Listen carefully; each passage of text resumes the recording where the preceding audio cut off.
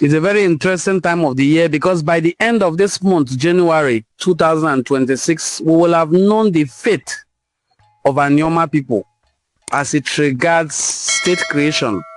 But whatever happens, Nyobana many, eti wine a southeast you, and at wine a delta state you, Nkobana son weme, Anioma bu Igbo. Because of the rigorous campaigns we have embarked on recently to educate people, to conscientize them about our Igbo identity, opposing voices have also sprung up. We are not denying the fact that there are elements in our midst that are not of Igbo origin. We are not denying the fact that there are elements in our midst that are not of Igbo ancestry. That's not something we have ever denied.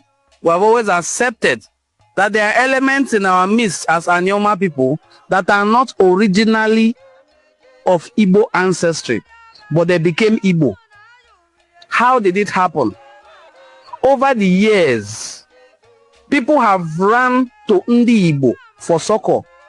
Because whether people believe it or not, the Igbo people are the most hospitable ethnic group in Nigeria. I will repeat that again. Ndi Igbo are the most hospitable ethnic group in Nigeria. We welcome strangers. You will never hear it in the news that Ndi Igbo launched an attack against another ethnic group living in Igbo land. We even have it in our proverbs. All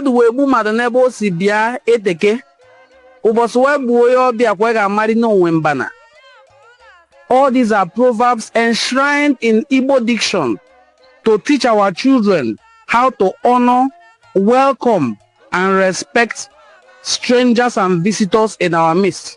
So over the years, strangers have come into our midst. Some of them have been assimilated and they became one of us. How did I know that they have become one of us? Because today they speak our language, they practice our culture, they forbid what we forbid, they eat what we eat. We have become one over the years. But because of political interests, people now think they can rewrite a story that was written over 600 years ago by their ancestors. We're not going to fight them. We are not begging anybody to be Igbo. We are not. I will give instances. If a man from Esan land or Benin decides to sojourn into Igbo territory of Anioma, we welcome you, assimilate you, you become one of us. And then suddenly, after 400 or 500 years, the descendants of these people wake up to say they are not one of us. Who are we to start dragging with you? We will not drag. If you are not one with us, you are not one with us. It's your choice. But I dare them. I have always dared them. Because knowledge, as they say, is power. I have been able to do research, thorough research, and gain first-hand knowledge on cultural identity. I have always challenged these people to please, if you say you are not one of us, every community in Anioma, we are very cultural Igbo people. We don't joke with culture and tradition of Ndi Igbo. Every community has totem. In fact, most lineages have their own totem, just as it is in every part of Igbo land. Some communities forbid AK, some forbid AD. AK is python. Some forbid AD, which is the civet cat. Some forbid guinea fowl. Some forbid bush fowl. Some forbid different species of trees to be used as firewood. So I've dared these people who say they are not one of us, especially the ones who live in Ubuluku. If you ever think you are not one of us, I plead with you to please go and eat AD. Let's see how it will end up. If you are not one with us, go and eat AD. Let's see. There are lineages in my community that doesn't eat monkey. Go and find monkey anyway and eat it. Let's see how you will end up. They cannot. They have never dared to do so.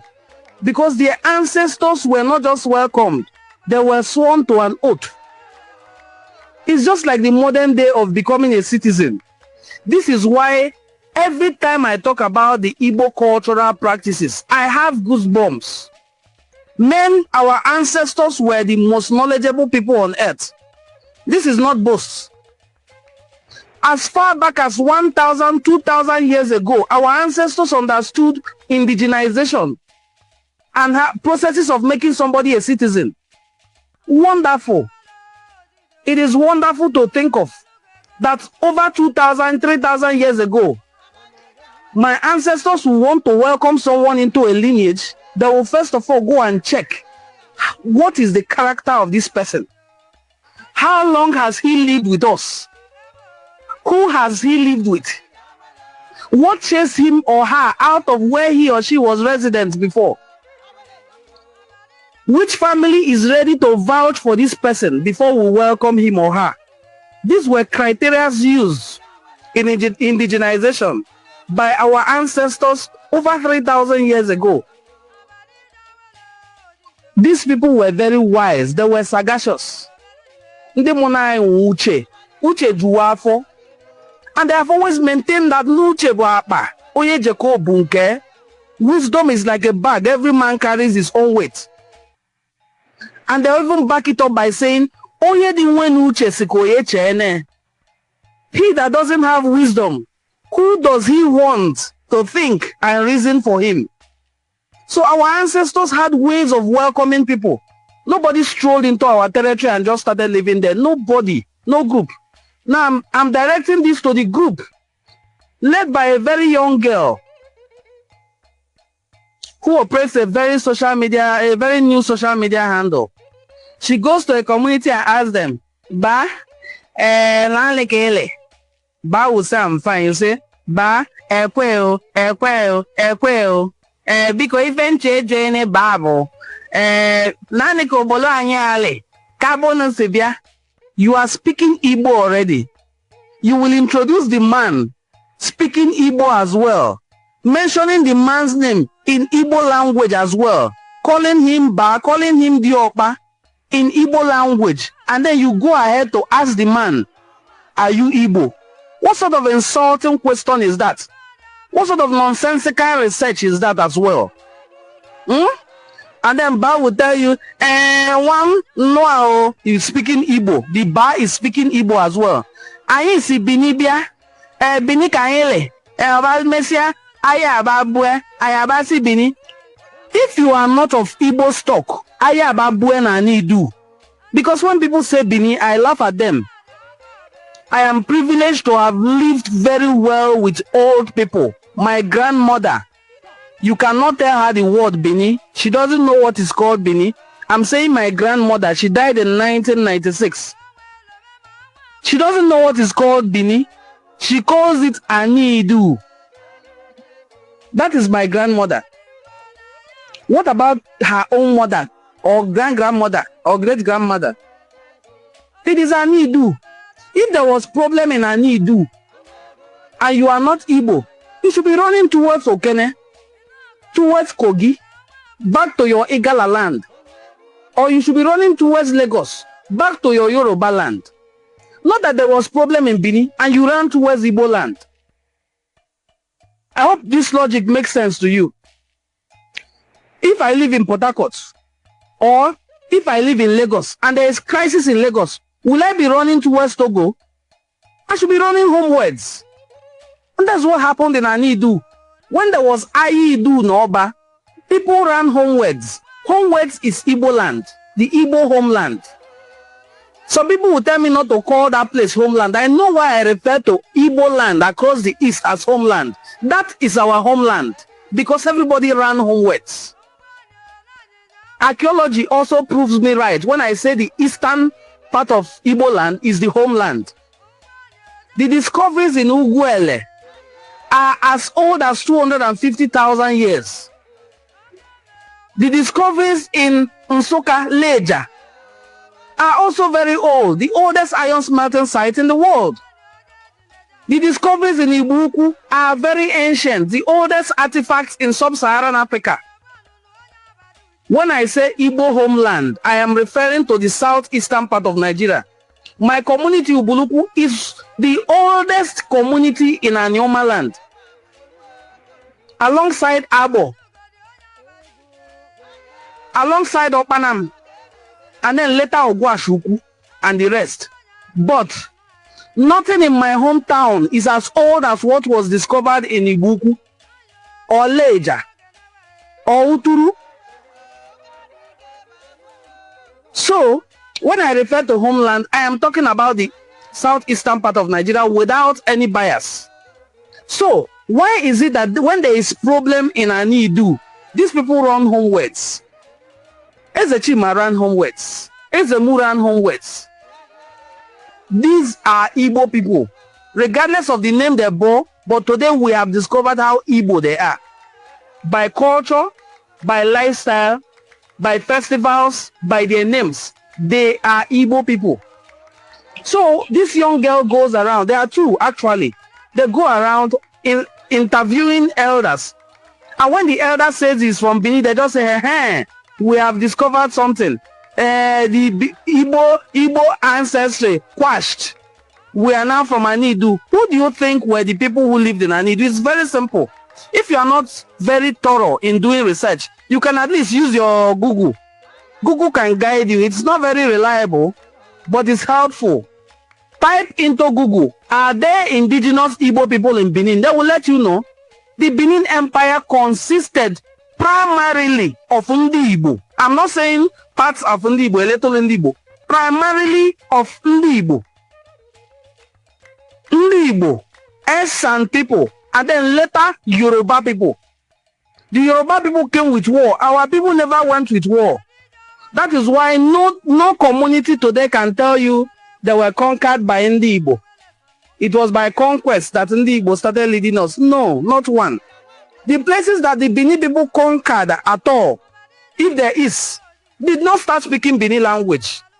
They remained Ndi Igbo. They continued to use Ofo even alongside their Ada and their Ben. So when I see these young girls going around, I just laugh.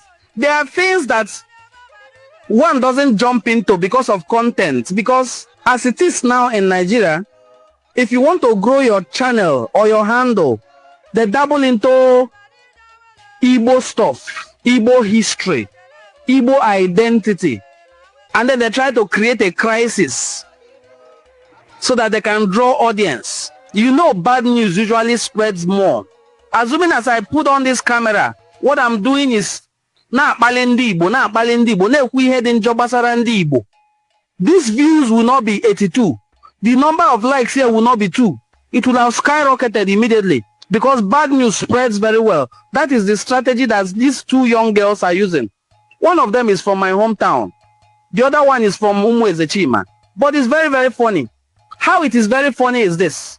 The one from my hometown is from Obolinshi.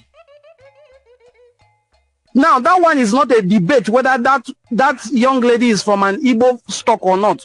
That one doesn't have any debate at all. They call them Umuikem Obolo. They are from the southeastern part of Nigeria and came to Obolo to stay. And they are very ancient in Obolo. They are the metal workers in my community. That is this particular one's lineage. The other one goes with an Igbo name as well. A daughter of Ezechima, an Igbo man, who the Benin monarchy has come together. Chief Edesiri, David Edesiri, was the Esoba of Benin Kingdom. He's late now.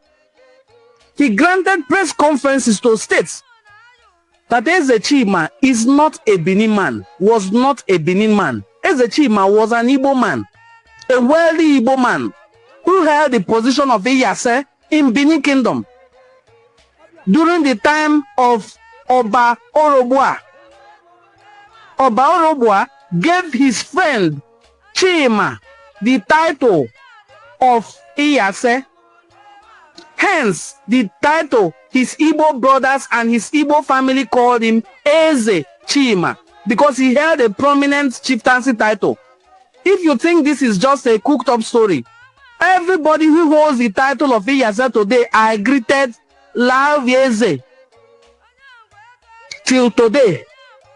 the Iyase title holders take this greeting, Lao Eze, long live the Eze, indicating the origin of the title and the person who popularized the title. Eze Chima, when there was crisis, returned back homewards, and his children founded communities like Obio, where he lived, died, and was buried. His first son was Oheze. Oheze is the father of the people of Onitsha. They call them Onocha. The right pronunciation is Onocha, the one who lives apart, the one who is staying apart from his lineage and kinsmen. Onocha, and the Onocha. So the Onocha Mili are the children of Oheze. Oheze was the first son of Eze Chima, but he died while Eze Chima was alive. That is why when Eze Chima died, he was buried in the home of the second son, which is in Obio. Another son of Eze Chima is Ezi. Opalin Ezi Chime is the name of the child. Ezi, Odinibo, that is all Igbo, also the founder of Iseluk, who is the son of Eze Chima. Onichubo, son of Eze Chima. All these things are Onocha Ubo, that is the one that is staying close to the farm. All these are sons of Eze Chima bearing Igbo names. No matter the version of history you look at, even the Bini versions, there's a Bini version that Eze Chima married a princess of Bini Kingdom called Edelayo. However you look at it, he was an Igbo man. How then can a daughter of Eze Chima come out to start making videos to say he's not an Igbo man? We are from Benin. If I travel to Lagos today and live for 150 years, give birth to children, marry 4 wives, when my children return from Lagos to Ubuluku, they will now say they are Lagosians, they are not Ubulu people. They are still Ubulu people. That is the case with Eze Chima. So we are looking at tribal identity, ethnic identity of the Anyoma people and how it affects regional politics. You don't have to be from the same ethnic group to be in the same region at all. There's no law that states that. I am in Delta State today. Before today, I have been in Western region. My parents were in Western region. Western region with Lagosians, with the Yoruba people, with the Ilaje people, with the Ijebu people. People that they don't understand their language, with some people, with Auchi people, with the Ijo people, with Isoko people. They were in Western region together. Dennis Osadebe will usually move from Asaba here down to Lagos, the headquarters of then Nigeria, to sit. He doesn't understand Yoruba. If he understands, that means he learned it. He's not a Yoruba man, he's an Igbo man. We were in that region together as Western region. As time went on, they gave us Midwestern region with Bini people. We were a region. When you think of region today in Nigeria, you are looking at 5 states. 5. 1, 2, 3, 4, 5. Some regions in Nigeria have 6 states. Some have 7 states. So just with Edo State and Delta State, we were a region, Midwestern region. It is the only region in Nigeria that was formed democratically. Because they sat in the National Assembly and decided, we want to create a region. How is it going to be? Where will be the capital? And it was agreed upon and created. So I have been in Western region, Midwestern region. Then when they created the 12 states, we're in Bendel State. From Bendel State, we moved to Delta State, and now we're clamoring for Anyoma State. Being in Delta State with the people of Isoko, Ishekiri, Urobo, Ijo, did not make me an Ijo man. Neither did he make the Ijo man, Igbo man. Political identity does not reduce your cultural identity. If there's an opportunity to create a state for Ndi Igbo, and Anyoma has to be included in it, please, I am not pleading now with ordinary Ndi Igbo who are watching this video. The regular everyday Igbo man supports the creation of Anyoma state. If you take census in Asaba here today and say, if you are Igbo, indicates, if you are not Igbo, indicates, Igbo will take up at least 95% of the population in Anyoma today. The 9 local governments in Delta North are Igbo people. We have 3 stock. We have Enuani, which has 4 local governments. The Enuani people are Anyocha people and Oshumili people. We have Anyocha South and Anyocha North, Oshumili South, Oshumili North. We have Ika people and Ndokwa people with 3 local governments. Ndokwa means Ndo Oshumili. Ndo Oshumili, that is the people who live around the riverine areas. Ndo Oshumili and Okwane. The merging of these 2 words, Ndo Oshumili and Okwane, gives you the word Ndokwa. But etymologically speaking, Ndokwa means people who are of a certain age grade. Ndokwa. If you are old, that age that people begin to have dementia is the people who call Ndokwa. That is why when somebody dies, we will say that no, you are Namene Ndokwa. Ndokwa means the person has gone to be with other people who are old in the spirit world. Ndokwa. So Ndokwa is an Igbo word. Eka, Igbo. Enuani, Igbo. We the Anyoma people are Igbo by ancestry, by origin, by our culture, by our tradition, by our language, by our festivals. We are Igbo. Why is it that now that they want to create a state, some people begin to raise their hand and say, I am not Igbo. Our parents came back from Benin. My own parents came back all the way from Ile-Ife, not Benin. Ile-Ife is where my own ancestors came back from. They are among the returning Igbos who lived in Ile-Ife. And one thing I will appreciate and love Igbo people for is this. We always name our children in Igbo language. Something we will have to continue to advocate for. That I will continue to name our children in our language. If your name is Chibuike, don't change it to Chibaik. If your name is Ike Chukwu, stop answering Ike. Your name is Ike Chukwu, your name is Eke Chukwu. If your name is Chibuzo, it's not cheesy. It is Chibuzo. If your name is Okechukwu, it is Okechukwu, not okay. If your name is Amaka, your name is Amaka, not Ami. Let's retain our Igbo identity. Why am I saying so? My ancestor had 4 elder brothers. Obodo, Ekelia, Ezenalia, Anega, and then himself, Ezemu, all Igbo names. It is important that we bear Igbo names for tribal identification, for cultural identity. Assuming one of them had borne the name Oluwatosin or Efosa, it will be easy for them to say that they were not Igbos. Look at the name Ezechima coming from Ado back to Idu before they returned to Igbo land. Hence the name Ndi Onitsha Ado Nidu. Who is Ezechima? Ndi Onitsha Ado Nidu. Ado Nidu because they lived in Ado in Ekiti State. Came back to Idu, which is Benin. Then came back to Igbo land. They are still Ndi Igbo. One of my friends this Christmas opened my eyes. They were teasing one of our age mates. They said the name of his child is Chinzimi Igbo. That is, my God sent me to Igbo land to marry.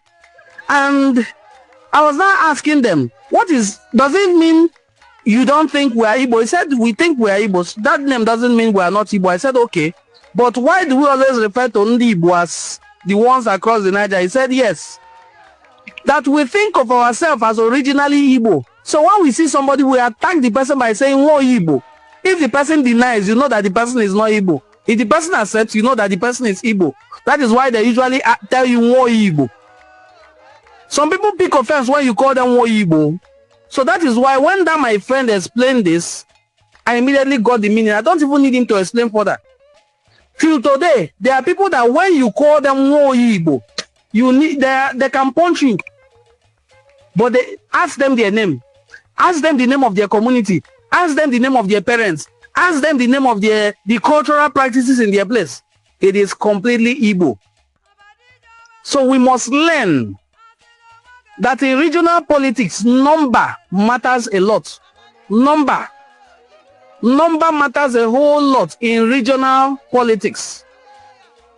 If we are saying include Anioma as part of Igbo land, as part of Southeast, it is Igbo land already. Include Anioma as part of Southeast. It is not because we are marginalized in Delta State, though. It is difficult to marginalize in the Igbo in their home. You can do that to us in Lagos, in Abuja, but not in Igbo land. In Delta State, Ndi Igbo has 9 states. 9. Others, there are 5 ethnic groups in Delta. One has 9 states. The remaining 4 will share the remaining 16. So they can now share it 4-4 local government when we have 9. You know what that means? The capital of Delta State is in Igbo land as well. And in Delta State, I can mention 5 prominent cities in this part of Igbo land. Ogwashuku is qualified to be a capital of any state in Nigeria. Abo is qualified to be a capital of any state in Nigeria by development. Kwale is qualified to be a capital of any state in Nigeria. Asaba, the same thing. Okpanam, Ibuzo. Do you know that Ibuzo is not even a local government headquarters? Okpanam is not even a local government headquarters.